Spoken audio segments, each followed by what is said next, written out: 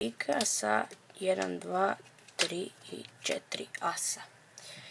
Evo ga, uzmemo,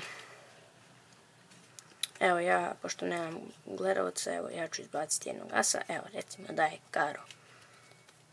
Sad imamo 4 asa, imamo jednog, drugog i trećeg, evo ga, trećeg ćemo staviti ovdje dole, a ovu dvojicu, evo stavimo jednog u sredinu špila,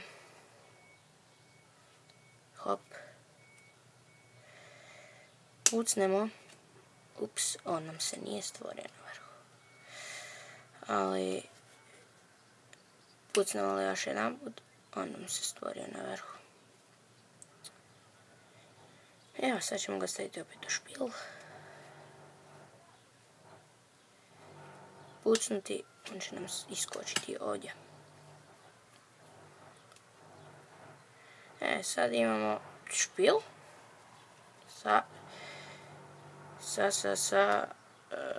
3 asa, a treba nam još jedan. Evo imamo neku kartu, peticu karo, evo stavit ćemo ju u sredinu špila, evo ga, malo izgurat nutra, samo ćemo izvući i to nam je naš as.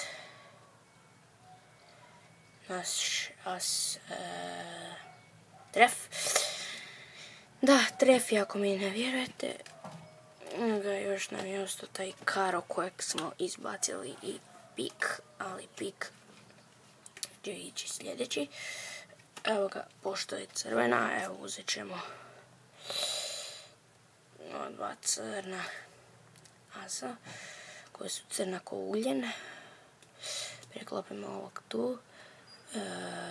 Napravimo malo magije. On nestane. Ne bi znao ni ja di je. Pa ćemo ovog tu asa preklopiti preko. Sam će nestati. Evo, imamo opet onakav špil kakav smo i imali. Evo ga, malo ćemo tu presjeći. Evo ga, sad bomo našli, evo ga,